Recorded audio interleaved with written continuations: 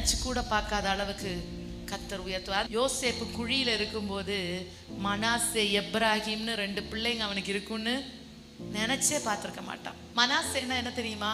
அவன் பட்ட பாடெல்லாம் மறக்க பண்ணினார். எப்ராஹிம்னா என்ன தெரியுமா? பெருக்கத்தை கட்டளையிட்டார்.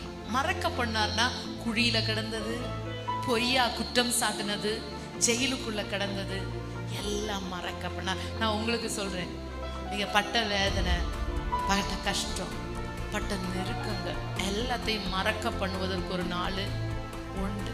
அடுத்து எப்ராஹிம்னா என்ன தெரியுமா? பெருக்கம். இருக்கிற அளவல்ல, என் கர்த்தர் பெருக்கத்தை தருவார். அவன் குழிக்குள்ள கிடக்கும் போது என்ன நினைச்சிருப்பான் தெரியுமா? அன்னைமார்கள் எல்லாம் ஆடுகளை வச்சிருக்காங்க, நம்ம என்ன செய்யறோம்?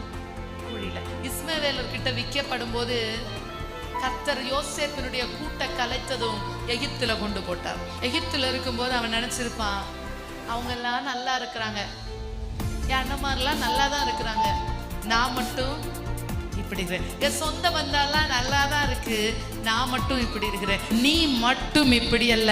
குறிக்கப்பட்ட காலம் வந்த நேரத்துல கர்த்தர் யோசேப்பை உயர்த்தினது போது எப்படி இருந்துச்சு தெரியுமா? எந்த சகோதரன் குழிக்குள்ள போட்டானோ அந்த சகோதரனுக்கு கொடுக்கிற அளவுக்கு கர்த்தர் வைத்தார்.